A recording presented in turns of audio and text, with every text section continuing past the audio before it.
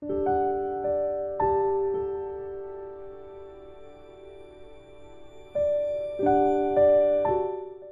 오늘 우리가 대하는 이 시편 79편은 읽어갈수록 우리의 마음에 아픔과 슬픔과 안타까움이 배어나오는 그런 내용으로 이어져 가고 있습니다.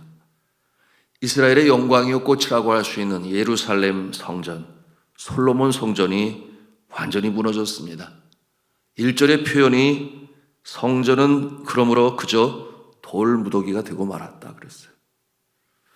2절에 보니 적군은 주의 종들의 시체를 공중의 새들에게 밥으로 주고 주의 성도들의 육체는 땅의 짐승들에게 주었다 그랬습니다. 그처럼 예루살렘에는 시체가 즐비하였지만 3절에 보니까 뭐라고 그랬어요? 그들의 피를 예루살렘 사방에 물같이 흘렸으나 그들을 매장하는 자가 없었나이다 라며 슬퍼했습니다. 때는 기원전 586년이었습니다. 바벨론의 느부갓네살 왕이 이 예루살렘을 함락시키고 성을 파괴하였으며 백성들을 포로로 잡아갔습니다. 거의 18개월간에 걸친 예루살렘의 포위와 이어서 대대적인 공격으로 말미암아 많은 사람들이 죽었어요. 그런가 하면 많은 사람들이 포로로 잡혀갔는데 예루살렘에 남아있는 자들이 소수밖에 없으니 그처럼 3절에 있는 고백 그대로죠. 많은 사람이 죽었으나 그 시체들은 매장되지 못한 채 그저 이리저리 뒹굴게 되었던 것입니다. 하나님의 백성들이처럼 이방 나라에게 빼앗기고 유린당하고 조롱당하는 이유가 있지 않았겠습니까? 그것이 우리가 찾고자 하는 교훈이죠. 그 주 원인은 하나님을 배반하고 우상을 섬기는, 그러므로 영적인 타락 때문이었습니다. 성전 제사는 그저 외식과 형식에 치우쳤고 하나님의 공의와 사랑, 이웃에 대한 사랑 실천하지 아니했습니다. 가장 거룩한 사람들이 모여 산다고 하는 예루살렘에 타락이 있었습니다. 부패가 있었습니다. 사회적 전반적으로 이처럼 도덕적 해이가 아주 심각했습니다. 이스라엘 역사를 보게 되면 예루살렘에 영광의 때가 있어요. 그런가 하면 이 패배의 때가 있습니다. 그와 같은 이 극과 극의 모습은 어떠한 연유로 기인되었는가? 하나님 앞에 신실한 모습으로 주의 말씀을 청종하고 그 율례를 지켜 행할 때 예루살렘은 높임을 받았습니다.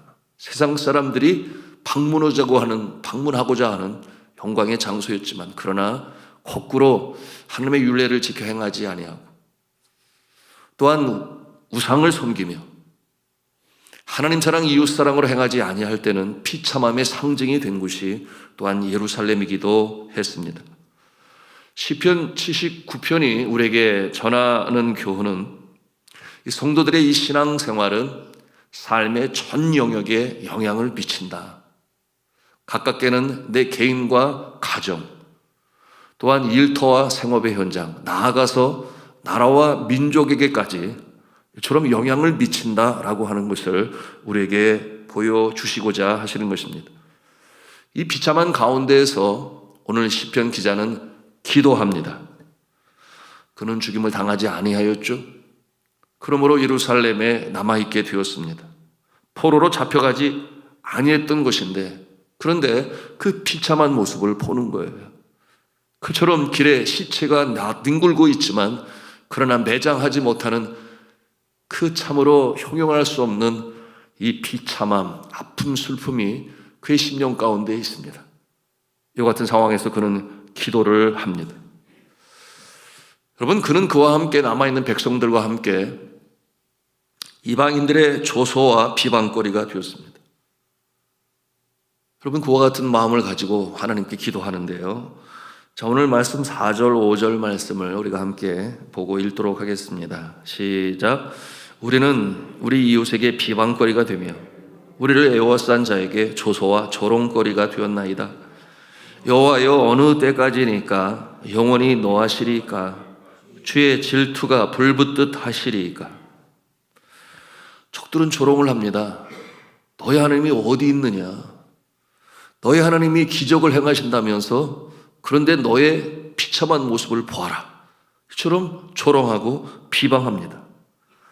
대적을 물리치고 승리를 갖게 하시는 너희의 여호와 하나님이 어디 있느냐? 이와 같은 내용으로 조롱을 해요. 회파되고 불타버린 예루살렘 성과 성전, 그리고 그 몰락한 백성들 가운데서 하나님의 영광은 치욕을 당하고 있다. 이렇게 오늘 시편 기자는 여기고 있습니다. 그러므로 기도합니다. 이 파괴로부터, 치욕으로부터 회복을 탄원하는 아주 처절한 기도예요. 기도를 통하여 그들의 운명을 바꾸고자 하는 것입니다. 오늘의 말씀을 묵상하면서 여러분의 마음에는 누가 제일 먼저 떠오릅니까? 저는 제 자신이 제일 먼저 떠오릅니다. 더 큰 하나님의 영광을 드러낼 수 있음에도 불구하고 이만큼 됐으니 그 자리에 머물고 답보하려고 하는 제 자신의 모습이 보입니다. 그러는 중에 교회 안에는 질병으로 신음하는 성도들이 생기고, 또한 사업은 번창이 아니라 겨우겨우 가는 숨을 쉬며 명맥을 유지하는 모습을 보게 됩니다. 나아가서 제 가슴에 떠오르는 것은 대한민국, 우리나라요, 또한 이 나라와 민족의 영적 책임을 가지고 있는 한국교회의 모습이 떠오릅니다. 오늘날 사법부가 살아있는 것입니까? 우리가 현 작금에 돌아가는 상황을 봅니다. 제대로 기능을 담당하고 있기는 하는 것입니까? 이 사법부는 행정부와 입법부의 이 압력에 시녀 노릇을 하고 있는 것은 아닙니까? 의인은 입으로 공의를 외치지만 정작 주변의 잡음이 너무나 커서 그 소리는 묻혀버리고 말고 들리지가 아니해요. 왜 그렇겠습니까? 힘이 없기 때문이죠. 모든 일에 저버리나 깔려있는 힘은 영적으로나 도덕적으로 얼마나 견실한가 튼튼한가에 달려 있습니다. 그런데 오늘날 영적 책임을 가지고 있는 한국교회는 또한 지친 것 같습니다. 다시금 기도의 불을 지펴야 하는데, 회개하며 다시금 주님의 은총을 힘입어야 하는데, 요즘 들리는 소리는 요란합니다. 최근에는 이름만 되어도 알 수 있는 유명한 큰 교회인데, 이 설립 목사님의 이 세습에 가까운 아들 교회 개척자금 40억 원 지원 요구 때문에 교회가 시끄럽습니다. 그 교회 장로님들과 성도들은 또 얼마나 힘들까 생각하지 않을 수 없습니다. 그런데 오늘 이 시편 기자는 포기하지 아니해요. 기도합니다. 마땅한 일이죠. 환난의 때에, 어려움이 임할 때 기도하는 것은 하나님의 백성들에게 가장 현명한 방법입니다. 그런데 중요한 것은 어떠한 기도를 드려야 하는가 하는 것이죠. 자, 주 안에 사랑하는 성도 여러분, 우리가 환난을 당하고 어려움을 당할 때 제일 먼저 우리 자신을 돌이켜 볼 수 있어야 합니다. 그리고 나라의 어려움이라면 앞선 선대의 잘못을 나의 잘못으로 끌어안고 주님 앞에 회개하고 내 자신도 회개해야 합니다. 그것이 우선적인 일이죠. 여러분, 회개가 있는 곳에 하나님의 은혜가 임하고, 하나님의 은혜가 임하는 곳에 비로소 소망과 회복이 임함을 믿으시기 바랍니다. 오늘 말씀 8절에 보니까 조상들의 죄를 용서하시기를 바라며, 9절 후반부에 보니 우리의 죄를 사하소서, 우리의 죄를 사하소서 회개합니다. 여러분, 작금에 당한 이 나라의 어려움을 바라본다면 우리는 이처럼 우리 선대의 잘못을 끌어안고 회개하며 기도해야 하고, 또한 우리의 미래에 다음 세대가 더 잘 되기를 바란다면 우리 자신의 연약한 모습을 십자가 앞에 내려놓고, 또한 우리의 잘못을 회개함으로 말미암아 하나님께서 예비하시고 소망 중의 빛 가운데 인도하시는 이 역사를 체험하시기를 주님의 이름으로 축원합니다. 그런데 하나님께서 이 기도에 바로 응답하시는가? 오늘 말씀을 보니 그렇지 아니에요. 5절의 말씀에 보니 뭐라고 그랬어요? 여호와여, 어느 때까지니까? 어느 때까지니까. 이게 무슨 표현이겠습니까? 지금까지 계속 이 비참함과 어려움 속에 아픔과 고통 속에 기도해 왔지만 아직 하나님의 응답이 임하지 아니한 거예요. 그러니 이 시편 기자는 주님 앞에 눈물로 강청하는 거예요. 주여 어느 때까지니까. 그 응답의 날을 바라보며 아픔과 슬픔의 날을 견디고 있는 이 시편 기자의 모습입니다. 이 하나님의 침묵의 시간이 많이 흘렀습니다. 아직 답이 오지 아니에요. 8절에 보니까 속히 응답을 받고자 간청하며 기도하는 모습이에요. 우리 8절 말씀을 같이 읽겠습니다. 시작. 주의 긍휼로 우리를 속히 영접하소서. 우리가 매우 가련하게 되었나이다. 속히 영접하소서. 이와 같은 표현은 나를 긍휼히 여기사 주의 품에 안아주소서 그런 뜻이에요. 속히 나를 영접하소서. 너무나 힘이 드니까 이제 주님 속히 나를 영접하소서. 주님의 품 안에 안아주소서. 어린 아가가 울면서 어머니의 품에 안기기를 바라는 그와 같은 모습을 우리가 상상해 볼 수 있습니다. 그러나 하나님의 응답은 이들의 희망한 대로 그렇게 속히 이루어지지는 아니했습니다. 바벨론 1차 포로로부터 70년이라는 세월이 갔고, 그리고 마지막 세 번째 이 함락된 때로부터 50년이 지난 주전 536년에야 비로소 하나님께서는 회복의 역사를 시작하셨습니다. 포로들이 귀환이 있었고 수르바벨 성전이 다시금 재건되게 되었습니다. 우리가 그렇게 기도할 수 있습니다. 지금 내가 너무나 힘듭니다. 죽을 것 같습니다. 내가 철저히 회개합니다. 나의 잘못을 용서하여 주시옵소서. 그러므로 이제는 하나님의 이름을 높이기 위하여 저 악한 무리를 물리쳐 주시고 나를 건져 주시옵소서. 우리가 이렇게 기도할 수 있습니다. 여러분, 하나님께서는 우리의 잘못을 인정하고 또한 철저히 회개하며 눈물로 간구할 때 당연히 우리 하나님이 용서해 주시죠. 왜냐하면 예수 그리스도의 십자가의 보혈 때문에. 우리는 어떤 면에서 벌받아 마땅하지만 예수 그리스도의 십자가의 보혈, 그 고귀한 성자 하나님이신 예수님의 보혈로 인하여 당연히 우리를 용서하시죠. 그리고 이제는 빛 가운데 살아가게 하십니다. 그런데 이 회복의 기간을 누가 정하시는가? 하나님이 정하시는 거예요. 이 기간은 회개와 훈련의 기간이 됩니다. 이를 가리켜 성경은 징계라고 그래요. 하나님께서 사랑하시는 자에게 행하시는 것이죠. 그러므로 성경은 히브리서 12장 8절에 분명히 말씀합니다. 징계가 없으면 사생자요. 그러면 하나의 프레임을 우리가 그려볼 수 있는데, 자, 회개합니다. 용서합니다. 그 다음에 이어지는 것이 무엇이겠습니까? 회복이에요. 그런데 회복 이전에 다시는 그와 같은 죄를 범하지 않도록, 보다 더 성숙한 모습으로 하나님을 섬기도록 행하는 하나의 과정이 있으니 회복 전에 이루어진다. 그것이 바로 징계라고 하는 것입니다.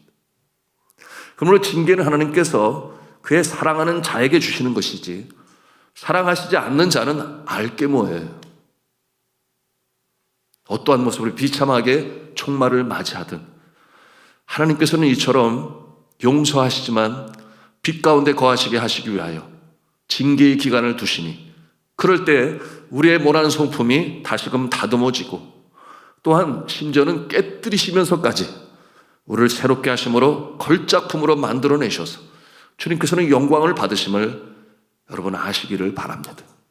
이것이 오늘 79편을 통해서 주여 어느 때까지리까 이렇게 간청하며 애청하는 이 주의 종에게 하나님은 회복의 날을 허락하십니다. 여러분, 그러나 이와 같은 과정을 통해서 하나님의 의가 나타나고 공의가 세워짐을 우리는 알 수 있어야 하겠습니다. 이처럼 바라던 모습이 되었을 때 기뻐하시고 만족하시고 크신 복으로 부어주십니다. 어디서나 누구에게나 어떤 일에도 복이 되게 하십니다.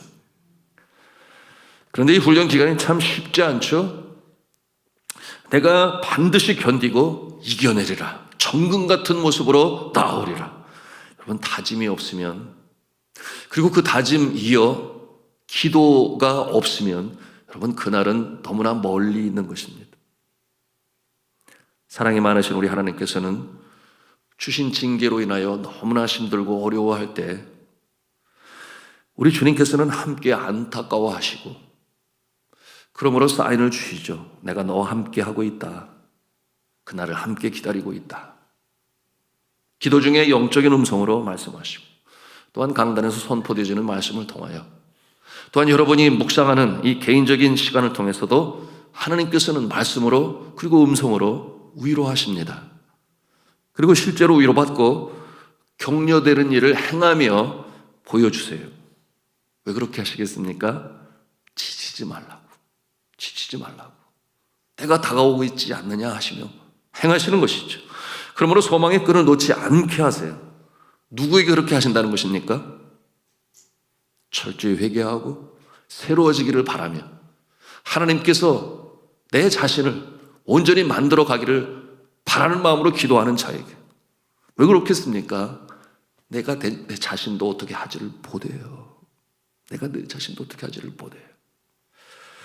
그러므로 하나님께 맡기고 진정으로 회개하며 기도에 끈을 놓지 않는 자에게 소망 중에 감사로 징계받는 자에게 그렇게 나타내 보여주십니다. 그것이 때를 따라 주시는 베푸시는 주님의 은혜입니다.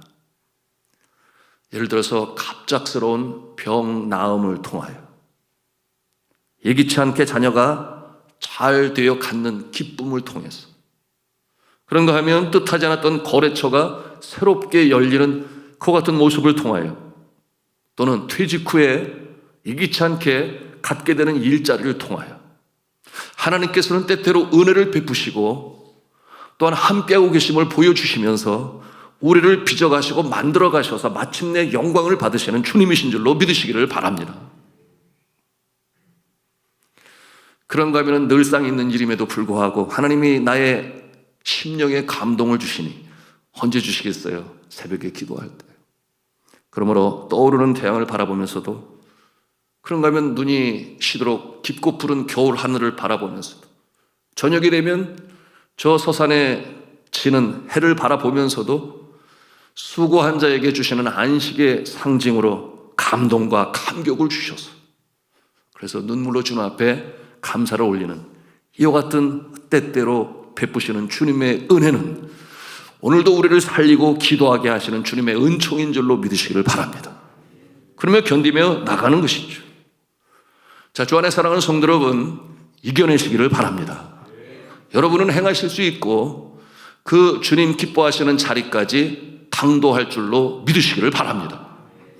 회복의 그날에 정금같이 변화된 자신의 모습을 바라보면서 하나님께 감사와 영광을 올리고 또한 여러분은 주님의 기쁨이 되는 역사가 나타나게 될 것입니다. 오늘 시편 79편은 그와 같은 모습으로 결국 유종의 날, 미를 거두는 모습이 있는데요. 오늘도 이 광야와 같은 인생의 여정길, 전쟁터와 같은 세상 속에서도 좁은 길을 걸으면서도 포기하지 아니하고 하늘 찬송을 부르며 전진해 나가시는 주 안의 성도 다 되시기를 주님의 이름으로 축원합니다.